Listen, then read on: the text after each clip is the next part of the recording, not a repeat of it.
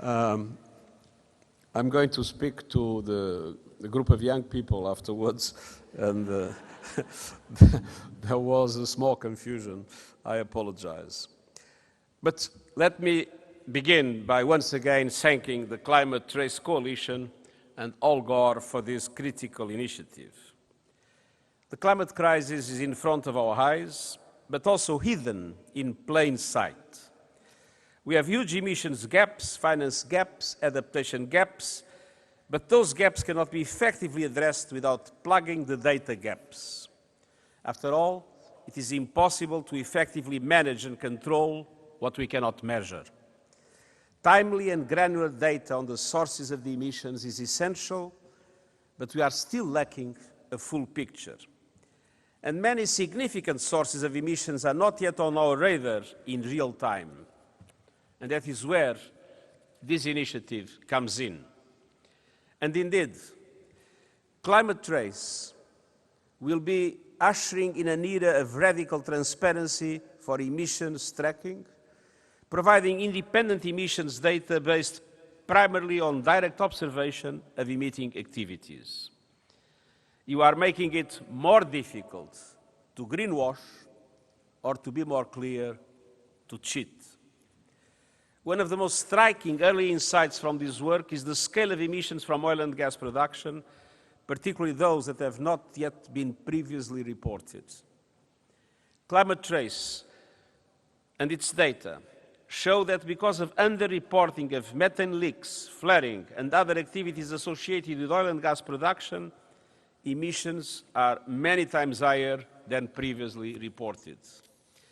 And this should be a wake-up call for governments and the financial sector, especially those that continue to invest in and underwrite fossil fuel pollution.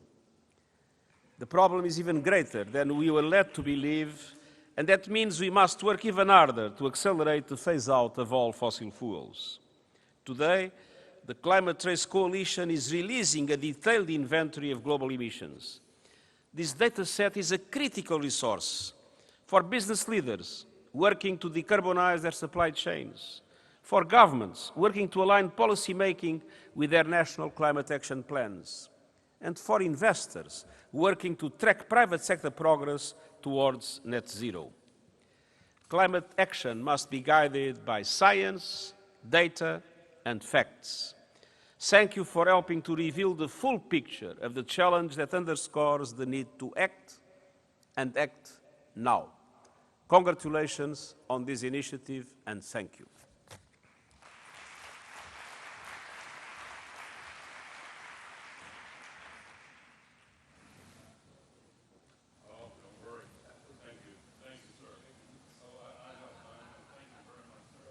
Thank you. General, Mr. Secretary General, when I was Vice President of the United States, I had the privilege of sitting on the dais in the Congress of the United States during the State of the Union address each year when former President Clinton gave his speech. And on one occasion, he took the standing ovation and faced the Congress, started reading his speech. He turned around and came to me and said, "Al, they have the wrong speech on the teleprompter." So I gave the word to his staff, and he vamped. He just experimented for 7 minutes, and it was the best part of the speech. So, ladies and gentlemen, I'm going to get my clicker here for the slideshow, and I'm going to invite one of my key co-founders of Climate Trace to come out on stage. And bring the clicker with you, if you would, Gavin. Gavin McCormick, one of the key co-founders. And, okay, well, you're not the only one with a glitch this morning, Mr. Secretary General. Oh, it's where? Oh, it's on the computer, okay. We've had no rehearsals, so why don't you have a seat here? Ladies and gentlemen, this is an exciting morning for my co-founders and I at Climate Trace. And I want to start with some context with the slides that I hope will be coming up at this point. Here we go. This, of course, is the Earthrise image, and we are causing the climate crisis by spewing 162 million tons of man-made global warming pollution into that thin shell of atmosphere around our planet every day as if it's an open sewer. It is not an open sewer. It is a very thin shell. If you could drive an automobile straight up in the air from the ground, you would get to the top of that blue line in about 5 to 7 minutes. Below you would be all the greenhouse gas pollution. It lingers there, it accumulates, and the amount that is there today traps as much extra heat as would be released by 600,000 Hiroshima-class atomic bombs exploding on the Earth every single day, 365 days per year. That is a lot of energy. And when you multiply that energy by 600,000 times a single day, that is what is causing the problem. The sources of the greenhouse gas pollution are multiple.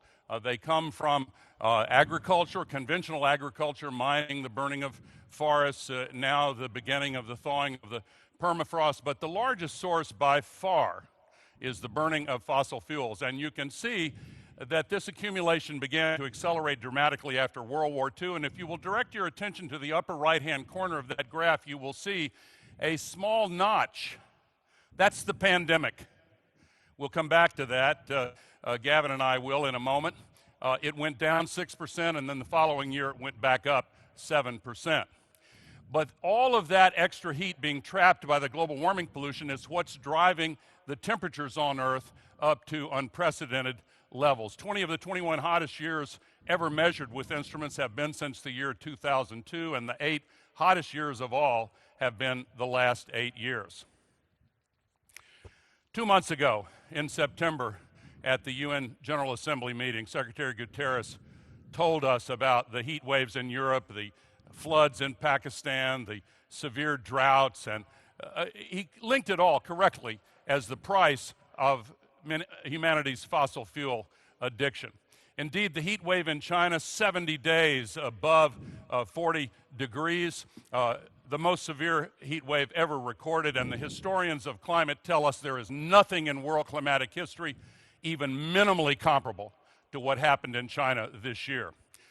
The highest temperature this year was in the historic city of Shush in Iran, 53.6 degrees Celsius, 128.5 degrees Fahrenheit.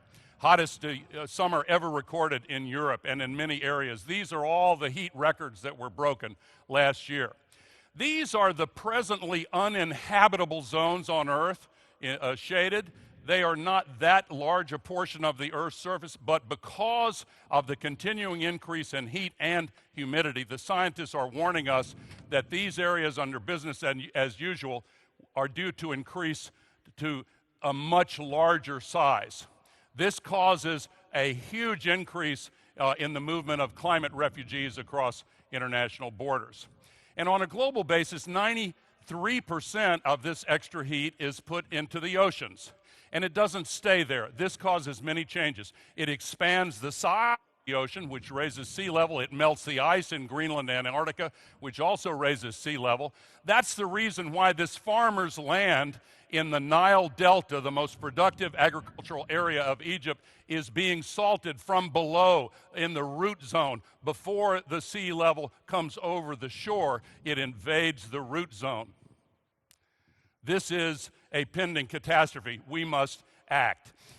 The warmer oceans also increase the strength of hurricanes and cyclones and typhoons that come across the ocean. And just a few weeks ago, Hurricane Ian devastated some of the communities in the southern part of my country in Florida.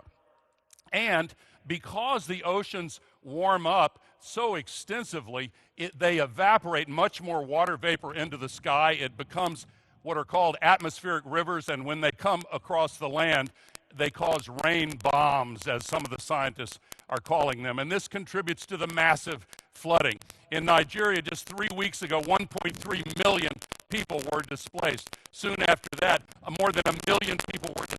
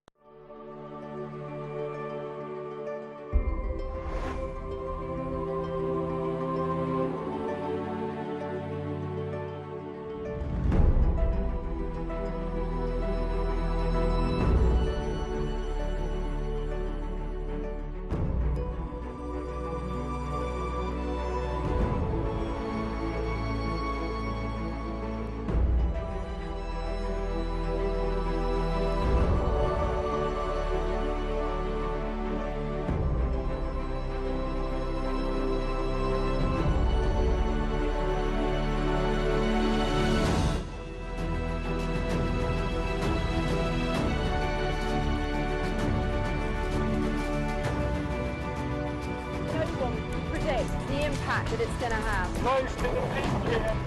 This is really the moment of truth. Expect it to be hit very hard indeed. What can be done to reverse the spiral?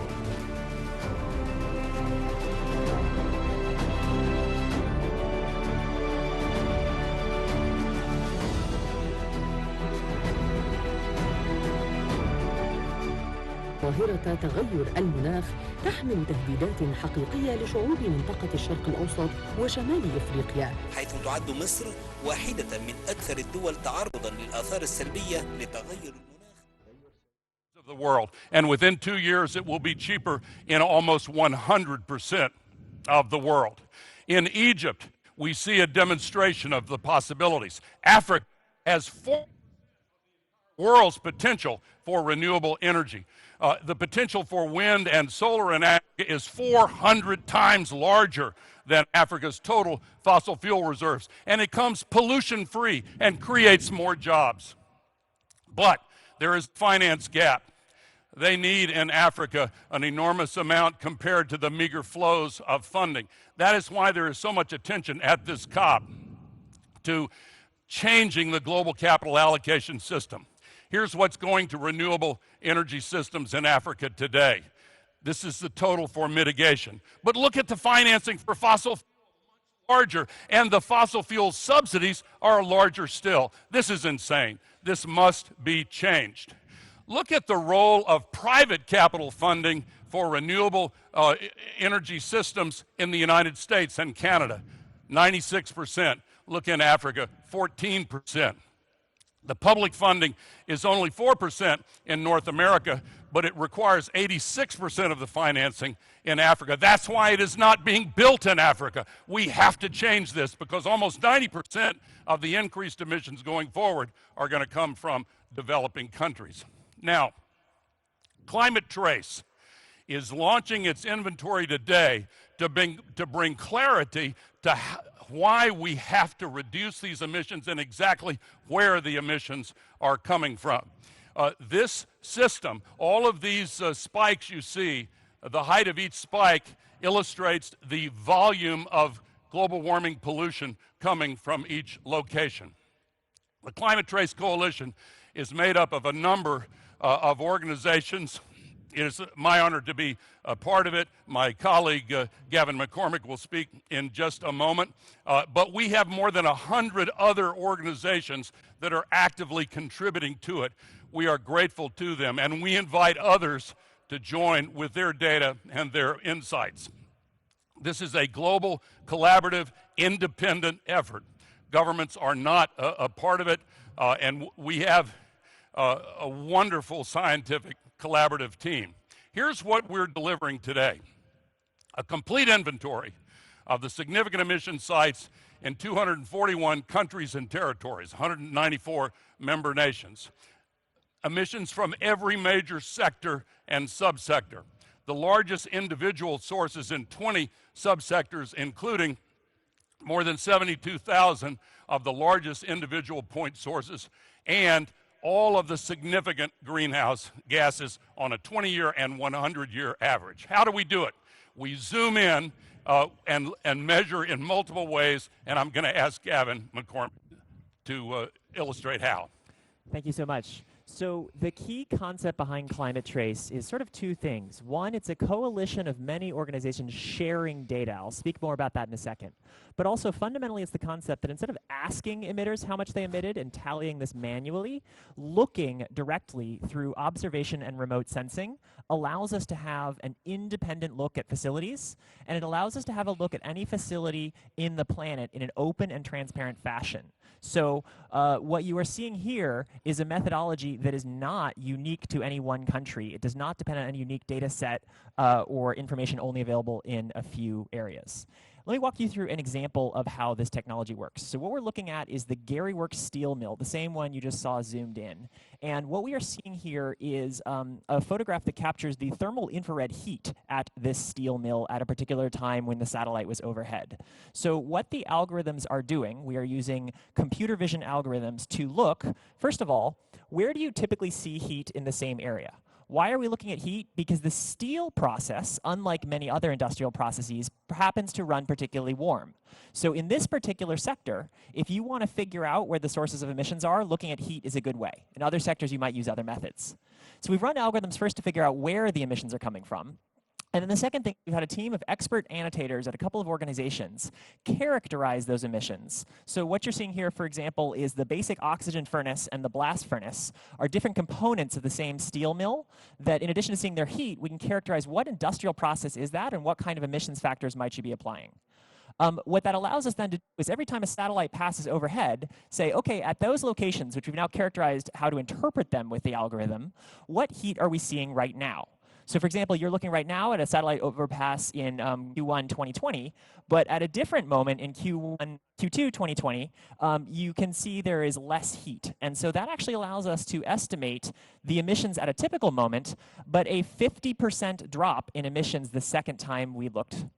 Yeah, and if you will remember the data from the International Energy Agency showing that gap with the pandemic, let's zoom in on that and correlate it to the last two images that Gavin showed.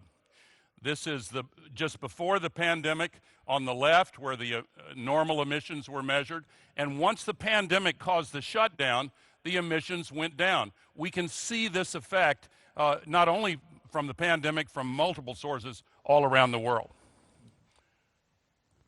And we do this in every sector. So for example, here we are looking at a power plant. If you look at the image on the left, this is a series of satellite overpasses at the same facility at different times. We're able to match that with the historical record, both of photographs. So see how in one of those images you can see steam coming out of the plant on the right, but on the left you can't. We can cross-index that with sensors on the ground. So this is a US power plant that happens to have an hourly emission sensor on it. And we can see at the hour on the left that photo was taken, we were seeing low emissions. And from space, it's very clear what that looks like.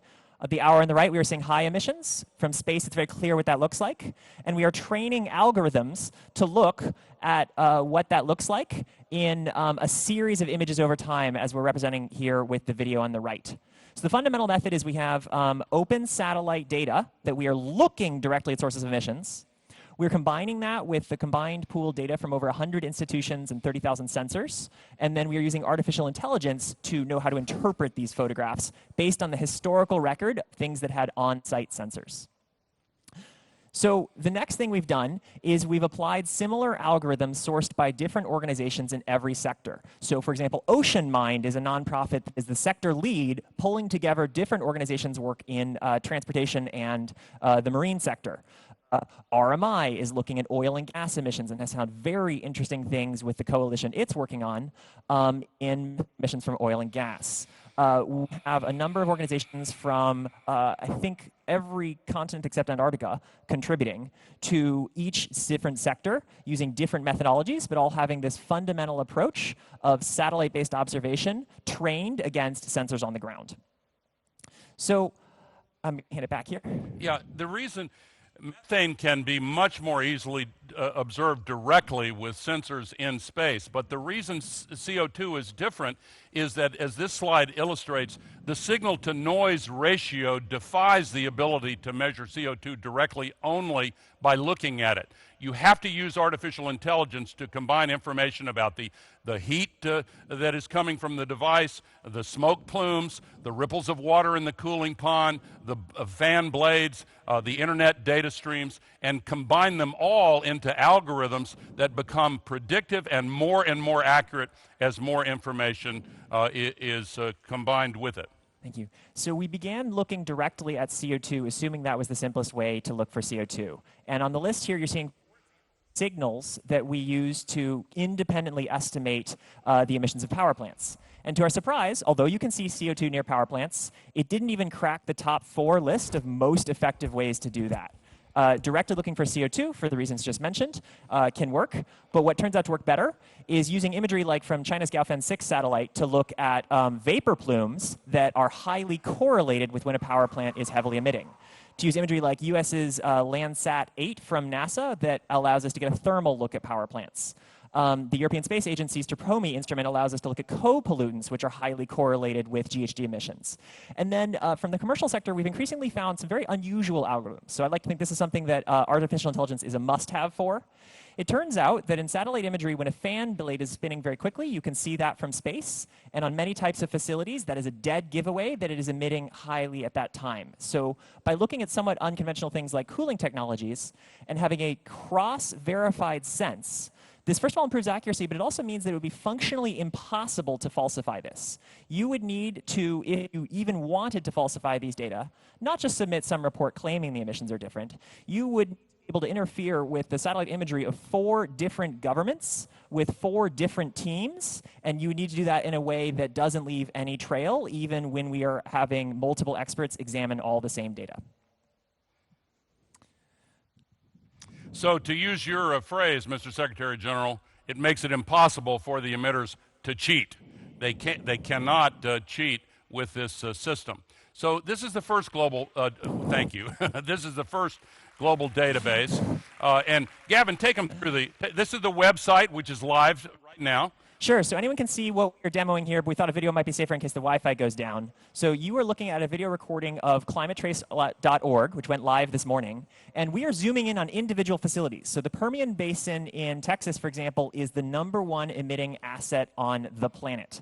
But you can also look at different facilities and get a sense in the database of how do the emissions of individual sources compare to each other. Do things like cattle feedlots and agriculture compare to oil and gas? We wanted to make it possible not just for experts to look at the emissions of countries, but for anyone to look at their own local community and the largest sources of emissions in that community, and to be able to categorize and compare different sources of emissions regardless of what country they're in, what sector they're in, organizations had to contribute to those particular algorithms. And we provided this in a truly globally comprehensive view. So in addition to being able to look anywhere in the world, you filter by different countries, you can filter by types of emissions. We have a compare tool for analysts to go in, load the data themselves, look advanced view. We are hoping that anyone can use this inventory. So I mentioned that we are highly collaborative. One of the things we've made sure to do is to provide all the metadata for scientists who are interested to download this. So anyone can go to the website in CSV format. We have JSON format coming soon to be able to look at the full data and analyze for yourself what you're seeing. Also, all of the forestry data can be downloaded directly from the website, and they will be added to the visualization. We can also identify the largest sectors that are producing pollution. As you can see, electricity generation is the largest, oil and gas production, and the rest. We can identify the largest sources country by country. These are the top 50 assets that are contributing greenhouse gas pollution in China. These are the top 50 in the United States. These are the top 50 in India. These are the top 50 in the European Union. And we can then look at country by country, and you can see, as people know, the largest emitter is China, the second largest is the United States of America. But here we add to it methane. And we are seeing now much more accurately the volumes of methane emissions. We add to that nitrous oxides, and we have this data for the last 6 years for every significant emitting site in the world country by country. And by the way, the top 14 individual sources of emission in the world are all oil and gas fields. The Permian Basin, as Gavin just mentioned, is #1 in the world. And we found last year, shockingly, that oil and gas production emissions were about double what they had reported to the United Nations. With new data on the flaring and the methane leaks, we now estimate that the actual emissions are likely 3 times higher than what they have reported. The top 500 sources emit more per year than the United States, and 51% of those emissions are from power plants. Half of the top 50 globally are oil and gas fields. This is the self-reported CO2 equivalent emissions. That includes CO2 and methane. This is what the actual measurements show. This is really shocking. And it's important because methane has been increasing, and each methane molecule traps as much extra heat as 82 times more than each molecule of CO2. Now, that's over a 20-year period, but this is, there has been a mystery among the scientists. Where is all this extra methane coming from? Well, it's coming from multiple sources, but we have found one of the principal, perhaps the principal source of the extra methane. Now, let me say, over 100 countries signed the methane pledge in Glasgow. I want to compliment and credit my former colleague, John Kerry, who is here for helping to get this global methane pledge. But these pledges have to be verified, and this is what makes the climate trace data actionable for verification. It's the first database for steel, which shows which steel facilities are cleaner per ton.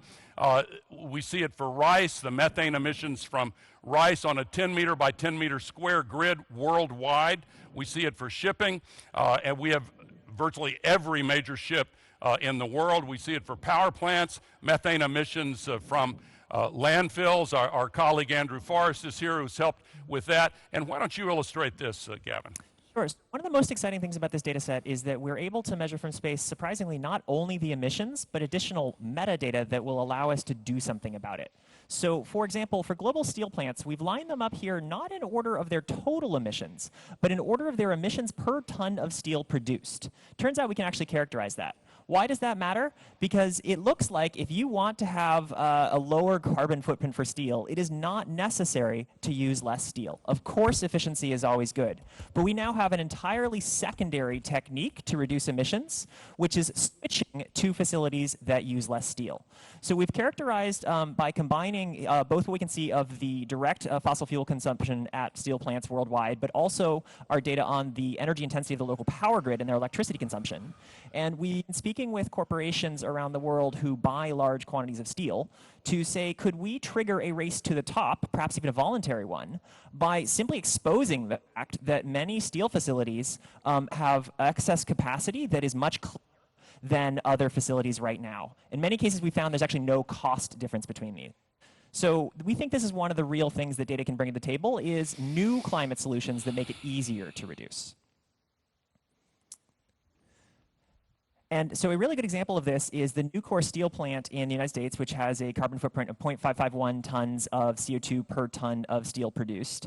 Compared to, we just picked another one in the database that has relatively large emissions, but the Nippon East Japan Works has about 4 times more emissions per ton of steel. And this means that with this particular pairing of plants, it is possible to begin finding ways to increase the capacity of some of the cleanest producing facilities per ton. And we see that pattern in many different sectors. So another very interesting example is in power plants. Yeah, this is a power plant in Vietnam, and this is one in Uzbekistan. We're not picking the best and the worst. We're just showing this as an example. One of the activities that is very rigorous here at this COP is trying to find ways to accumulate funding within the world community for the building of more renewable energy sources. If we want to replace a heavily polluting power plant, why not start with the ones that are most polluting so we get more bang for the buck and we use the resources of funding that are available to start by reducing the most pollution that we can. The same thing is true with ships. We track the emissions from just about every large ship in the entire world. Here's an example of what we're talking about here. So here we're looking at 2 different vessels which have different carbon footprints. And the Sydney Express, which is a flag state of Malta, whether or not it's physically based there at any given point in time, has a carbon footprint per nautical mile traveled, roughly double that of the APL Dublin out of Singapore. Now that's interesting because these vessels have a comparable engine class, comparable container capacity, and can take comparable routes. So that means it is a very practical and actionable thing right now for companies to begin exploring switching to cleaner vessels and methods like this. One of the things, though, that we're really excited the data can allow us to do is to encourage reduction rather than just switching business. So in the shipping sector, for example, it is very possible to reduce the carbon footprint of a vessel by operating it differently, in particular by using slow shipping. So we're also talking to corporations about the possibility of voluntarily reducing the carbon footprint of vessels that we can see from space if consumers are sometimes willing to get their goods a little slower. So we think data like this puts new carbon solutions on the table that often are win-win. And so we're really excited about a variety of different ways that you use data like this to reduce emissions in these 1-1 solutions. So we've talked a little bit here about different corporate sustainability teams that are worldwide looking how to get to net zero cheaper and particularly faster. And so some of this high quality data on the emissions intensity per unit of output for the global supply chain we think is going to be really helpful with that.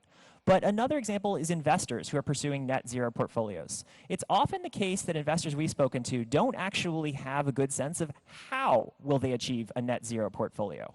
One of the things we often see is many companies don't report on their emissions. And they certainly don't do things like report on their emissions at the individual level of each asset and of output with game plans on how they could reduce. So we think that a globally available database that just puts on the table for everyone, here are all the largest sources of emissions and who owns them, which is one of the things that we're providing in the metadata, will make it easier for investors to actually get the job done.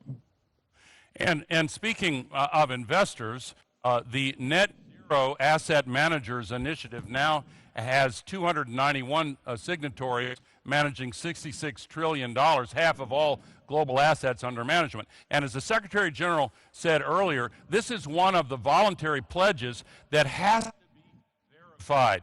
And by measuring where the emissions are coming from in the companies in these portfolios, asset managers can be held to account.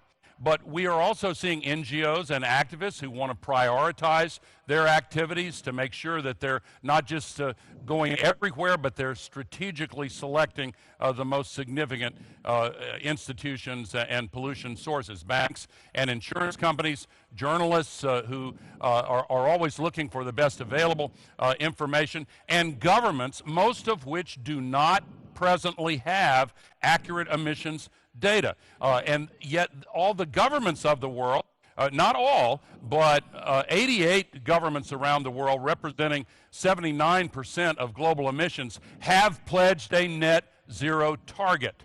They have not been able to identify exactly where they can reduce emissions most effectively. But we build, Climate Trace builds upon existing inventories which are based on the national self-reporting and all of the global energy data sets, all of the primary global emissions data sets, and all of the secondary global emissions data sets are primarily based now on the national self-reports. And our compliments and admiration to UNFCCC, which has been working diligently to get the nations of the world to self-report more frequently. But the problem is some of them discovered their own mistakes. China, commendably, just before the Paris negotiation in 2015, recognized that its data was not accurate. They came forward and self-disclosed. Wait a minute, they said, we have found the emissions were higher than we had previously reported. Good for them. That is fantastic. But many countries simply do not have the resources to build and maintain their capacity to monitor emissions. And many national reports are not submitted to the UN in the manner the UN has requested them to do. Some are as much as 20 years out of date. Now, for any nation that requests our assistance, Climate Trace can provide all of the assistance necessary to monitor all of the emissions from every major point source in its territory every year for free. We are already providing that assistance to 6 subnational governments that have asked for help, and we will work with all others who request our help around the world. These are the 6 subnational governments that we're already working with. We shut off the list because we have to build our capacity in the years ahead, but we are working with these 6 now. So one thing we just wanted to mention, why is it that we are able to provide all this assistance free? So there's no business model. Climate Trace is no intention of ever monetizing any data. This is all philanthropically supported. And so this is possible because of the generosity of groups such as Generation Investment Management Funds Partners, the firm Vice President Gore is associated with, Google.org, and other donors who have decided to provide the funds to make it possible for scientists and universities to provide this information openly and free. And full disclosure, my partners and I at Generation Investment Management are the largest funder of this. Google.org is the second largest funder. All of the funding sources are transparently identified on the website. Now, we have all of the technologies needed, according to the International Energy Agency, with proven deployment models to reduce emissions by 50% by the end of this decade, and to make that the way station forward to net zero by 2050.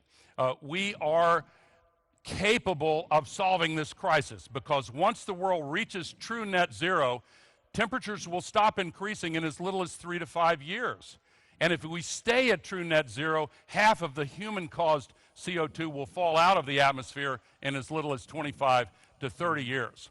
We are now seeing momentum. In August of this year, my country at long last adopted historic legislation, the largest climate package in the history of the world. Then in September of this year, Australia adopted a historic new law to reduce its emissions 43% below 2005 levels by 2030. And just a few days ago, the people of Brazil voted in favor of hope and justice and saving the Amazon rainforest by electing Lula da Silva as president.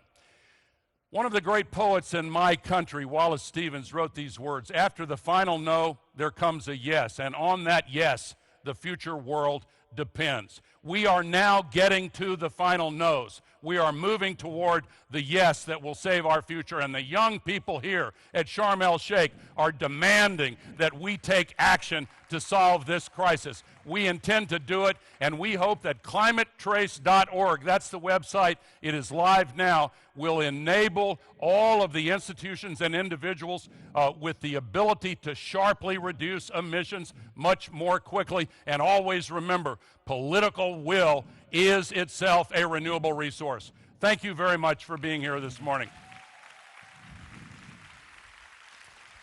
Thank you. Thank you. Good job. Let's go off this way. This way, this way.